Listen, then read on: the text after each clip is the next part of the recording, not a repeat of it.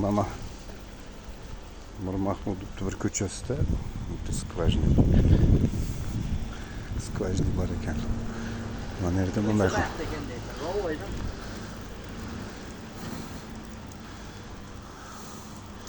Birontasi звонить etdingizda olib jetadi. Mana yerda shunaqa qilib qo'yishgan. Nasos haydayapti.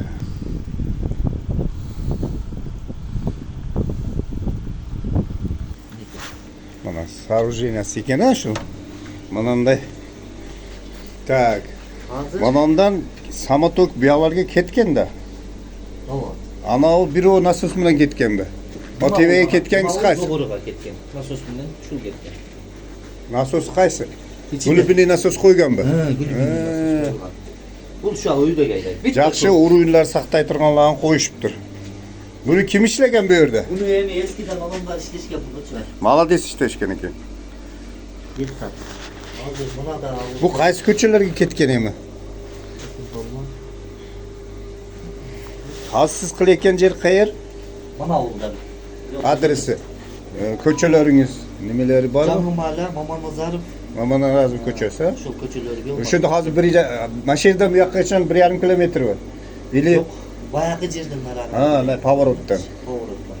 Ha, bunchani hozir 1 kilometr, 2,5 kilometr bo'lib ketadi. Taksi kanalni qilsam bu turban cho'ng'roq uni hozir o vaqtcha xarajatga. Serovni asfalt bo'lguncha birdekani boshsiz qatirishingiz kerak-da. Keyin qiynaladi. 26 da xudo qolsa Qiynalib ketasiz. berdeydi. Ha. Aytasizda to'xtat degi, asfaltni to'xtatib turaveringiz. Ova. Siz mi qattiq tursangiz, inna bir ish yuradi. Nima deganingizda hozir siz asfaltni qildirib qo'yib, keyin повреждение bo'lib, sizga bo'yningizga juktay turgan qilmasdan, birinchi avada провод butsin, kerak bo'lsa kanalizatsiya butsin, keyin anan asfaltini qilaverdi. To'xtat 1 yil qolib ketsa-da qolib ketaversin.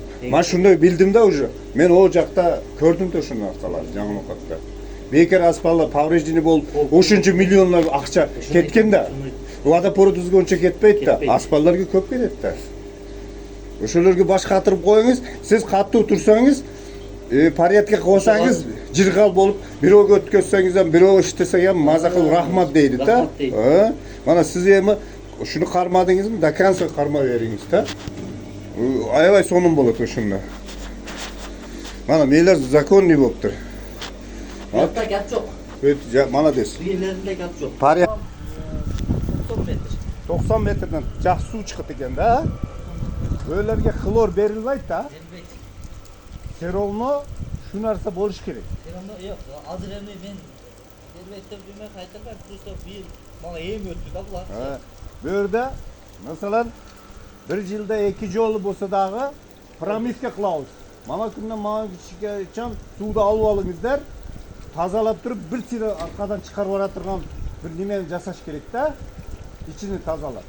Klorni berasiz, yuvib solasiz. Keyin suvni chiqarib solasiz. Shundan endi sizning ishingiz yurishib ketaveradi.